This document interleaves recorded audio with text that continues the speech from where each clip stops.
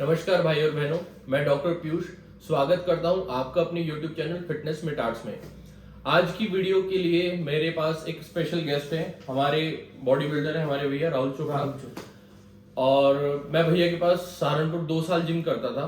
तो आज की वीडियो है वे प्रोटीन के बारे में। वे प्रोटीन क्या होता है और कैसे हम पता कर सकते हैं कि क्या आपका प्रोटीन जेन्युइन है या फेक तो नहीं है, या क्या क्या बातों का आपको ध्यान रखना चाहिए वे प्रोटीन लेने से पहले। और भैया को आज इस वीडियो में लाने का कारण ये है कि भैया मेरे ख्याल से कितने साल से भैया प्रोटीन पी रहे हैं? मैं खुद 10 साल से बॉडी बिल्डिंग कर रहा हूँ। 10 साल से 100 डिब्बे कम से कम प्रोटीन के पी चुका हूँ। तो आपकी इतने एक्सपीरियंस में भैया आप कैसे बता सकते हो कि प्रोटीन ओरिजिनल है या नकली है? सबसे पहला तो बहुत अच्छे जेन्युइन आदमी से खरीदें प्रोटीन। जब तक आप लंबे समय तक एक प्रोटीन को नहीं पियोगे और आपका रिजल्ट खुद पता लगे बताएगा आपको कि प्रोटीन सही है या नहीं तो अदरवाइज आपको लैब टेस्ट करवाओ तो उससे आपको रिजल्ट पता लगेगा। एक और बात मैं बताता हूँ इसमें, जब भी आपने वे प्रोटीन लिया तो पी के ही पता चलता है कि वो जेन्युइन है कि नहीं है। उसे पता करने का एक आसान तरीका है, आप उसे पूरा 1 हफ्ता यूज करो, लेकिन कोशिश करो कि अदर प्रोटीन के सोर्सेज से प्रोटीन ना लो। तो आपकी बॉडी की रिकवरी खुद बता देगी। जो आपकी बॉडी को प्रोटीन चाहिए रिकवरी के लिए, जब वो नहीं मिलेगा, मान लो आप अंडे और चिकन खूब खा रहे हो तो शायद आपको उतना अच्छे से पता ना चले, लेकिन आप सिर्फ वे पे रहो, 2-3 दिन ही रहो, आपकी बॉडी खुद बता देगी। अगर ओरिजिनल अच्छा प्रोटीन पी रहे हो और उससे आपकी पूरी प्रोटीन की मात्रा पूरी हो रही है तो बॉडी रिकवर करेगी।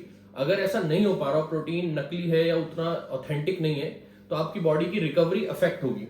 आपको पेन तब भी रहेगा, रिकवर नहीं करोगे, तो आपको पता चल जाएगा उसकी क्वालिटी का। बाकी कुछ चीजें होती हैं वे प्रोटीन के बारे में, जैसे कि लोग बोलेंगे सॉल्युबिलिटी। तो मैं आपको बता दूं, वे प्रोटीन जो भी प्रोटीन्स होते हैं उनका ग्लोबुलर स्ट्रक्चर होता है जब वो किसी चीज में डिसॉल्व हो जाते हैं। यानी कि जो हाइड्रोफिलिक हेड्स हैं वो बाहर की तरफ होता है, हाइड्रोफोबिक अंदर की तरफ होते हैं। तो जब भी आप प्रोटीन को किसी ग्लास में डालोगे तो एकदम बहुत जल्दी मिक्स नहीं हो जाएगा कि एकदम ही घुल गया बराबर। अगर वो ऐसा है तो उसमें शुगर कंटेंट बहुत हाई है, क्योंकि प्रोटीन के अंदर थोड़े हाइड्रोफोबिक हेड्स भी होते हैं, मतलब थोड़ा सा वाटर को रिपेल करता है, लेकिन उसकी सॉल्युबिलिटी 90 to 99% होती है वाटर के अंदर।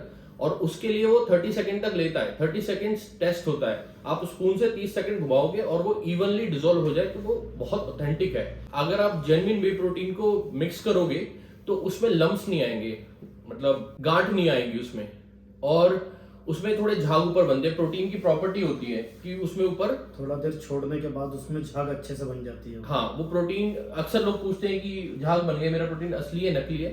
तो असली प्रोटीन में झाग बनते हैं, क्वालिटी है उसकी। अगर आपके प्रोटीन में कोई झाग नहीं बन रहे तो आप डाउट कर सकते हो।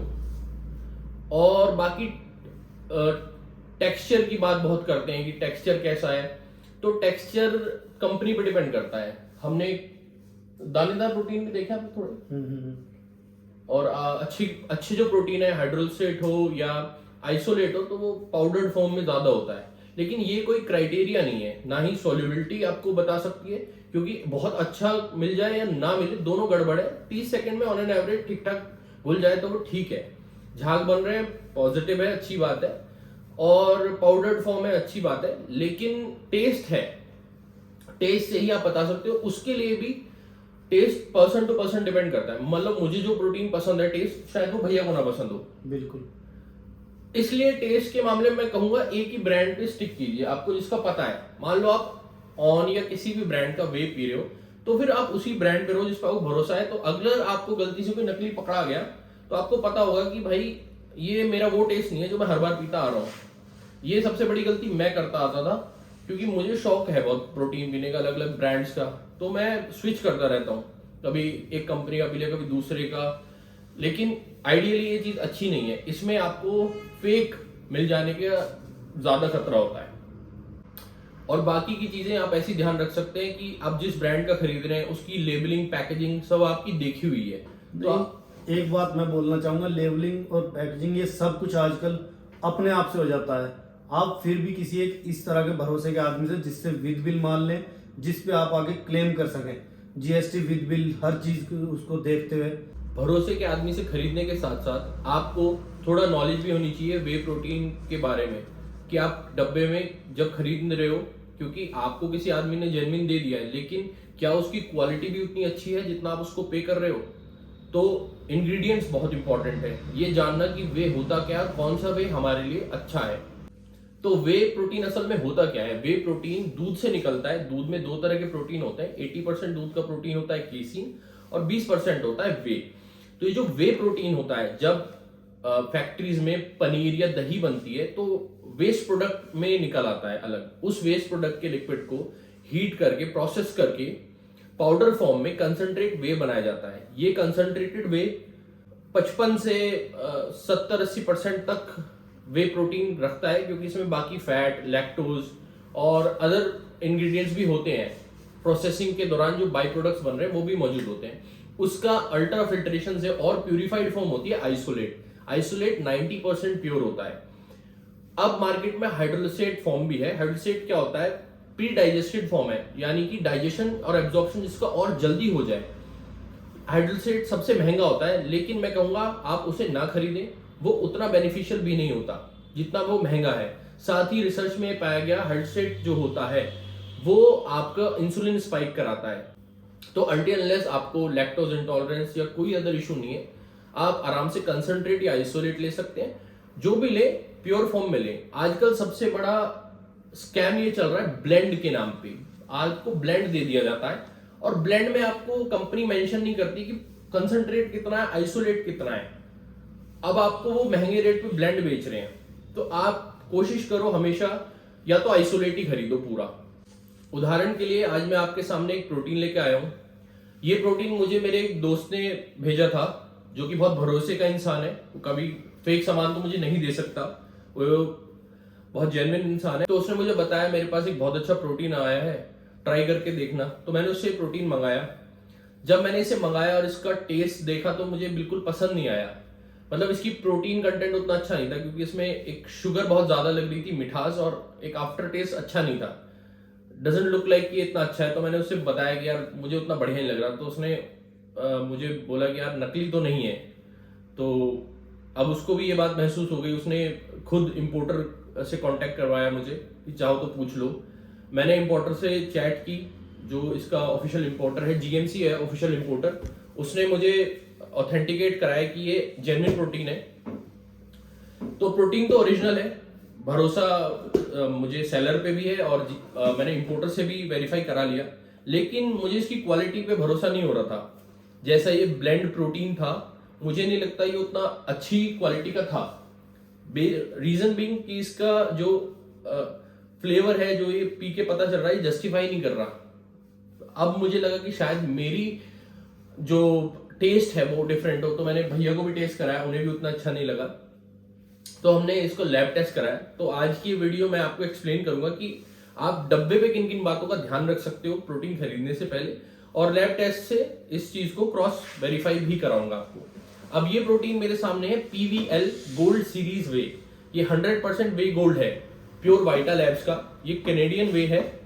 और आप जब वे लेते हो तो आप बहुत सारी बातों का ध्यान रखना होता है, जैसे कि अमीनो एसिड प्रोफाइल पूरी अच्छे से मेंशन होनी चाहिए, और जो बैंड सब्सटेंस है उससे वो फ्री होना चाहिए। उसके लिए इन्फॉर्म्ड चॉइस और GMP ये सब इसको क्लीन घोषित करते हैं कि इसमें बैंड सब्सटेंस नहीं है। उसके बाद अगर हम इसके इंग्रेडिएंट पे जाएं तो इसके अंदर वही ब्लेंड मौजूद है। अब ब्लेंड में मुझे नहीं पता कंसंट्रेट ज्यादा है क्या ज्यादा है। साथ में इसने मेंशन कर रखा है कि सोया लेसिथिन इसके अंदर। अब वे प्रोटीन सोया लेसिथिन क्यों मेंशन करेगी?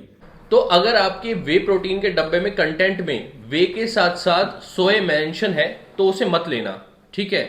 वे प्रोटीन के अंदर सोयाबीन की कोई मतलब नहीं होता। कंपनी मेंशन कर सकती है सोया, लेकिन वो may contain soya as a allergen mention करती है, क्योंकि हमेशा वे बनता है उन फैक्ट्रीज में जहां टोफू बन रहा है। टोफू में सोयाबीन डलता है, तो थोड़ा बहुत कंटेंट सोया का मौजूद हो सकता है। एज अ एलर्जन वो कंपनीज मेंशन करती हैं, लेकिन इंग्रेडिएंट में अगर सोया लिखा है तो कभी मत खरीदिएगा, ठीक है। अब ये प्रोटीन जो हमने लिया था, इसीलिए हमने इसको लैब टेस्ट कराया, क्योंकि एक तो मुझे इस पर डाउट हो रहा था पी के। दूसरा, इसमें जो लिखा था ये ग्रामेटिकल मिस्टेक थी। बाद में पता चला ये कनाडा के जो एक्सपोर्टर है उसको हाइड करने के लिए लगाया था कंपनीज ने। तो इसको जब मैंने लैब टेस्ट कराया तो इसके अंदर 50% से भी कम प्रोटीन निकला है। लैब टेस्ट की रिपोर्ट मैं आप लोगों से स्क्रीन पे शेयर कर दूंगा। इसलिए मैं ये कहूँगा कि कुछ बातों का हमेशा प्रोटीन खरीदने से पहले ध्यान रखना होता है। सबसे पहले ऑथेंटिक तो खरीदें, जेन्युइन आदमी से खरीदें जिसको आप जानते हैं, जिस पे आपको भरोसा है। उसके बाद दूसरी चीज़, सिर्फ भरोसे से काफ़ी नहीं है, हमेशा इंग्रेडिएंट्स को ढंग से पढ़ें। ब्लेंड कोशिश करें मत खरीदें, सोए वगैरह उसमें ना हो।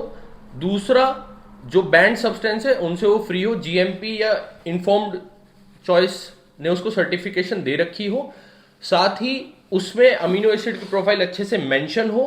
ठीक है, आजकल ये बहुत हो रहा है, अमीनो स्पाइकिंग या प्रोटीन की स्पाइकिंग, उसमें नाइट्रोजन के ऐसे कंटेंट डाल दिए जाते हैं जिससे जब आप लैब टेस्ट कराते हो तो आपका प्रोटीन ज्यादा आता है। जैसे मैंने लैब टेस्ट कराया, मेरा 50% से कम आ रहा है, लेकिन वो अमीनो प्रोफाइल नहीं है कंप्लीट कि अमीनो एसिड क्या है। वो टेस्ट तो बहुत ही महंगा होता है।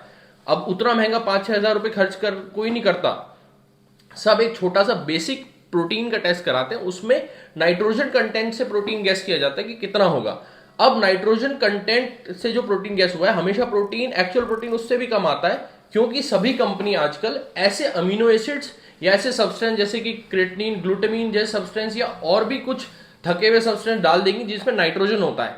तो वो नाइट्रोजन को जब टेस्ट करते हैं तो ऐसा लगता है कि ये प्रोटीन का नाइट्रोजन होगा।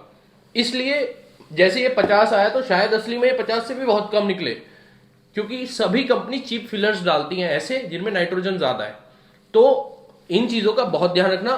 भैया, इसमें आप अपनी तरफ से कुछ और बताना चाहेंगे हमारे व्यूअर्स को? बस यही बताना चाहेंगे कि आप एक बार प्रोटीन का लैब टेस्ट करवाएं। लैब टेस्ट करवाने के बाद, प्रूव होने के बाद, आप उसी प्रोटीन को यूज़ करते रहें। यूज़ करने के बाद अगर आपको कभी किसी ने फेंक दिया तो आप उसको एकदम पहचान जाएंगे। आप ज़्यादा प्रोटीन को बदलो मत।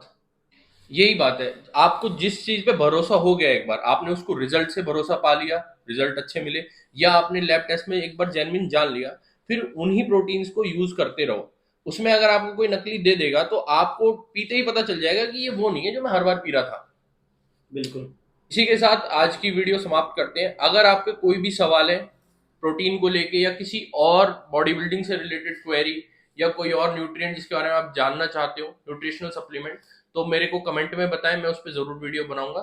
धन्यवाद, नमस्कार।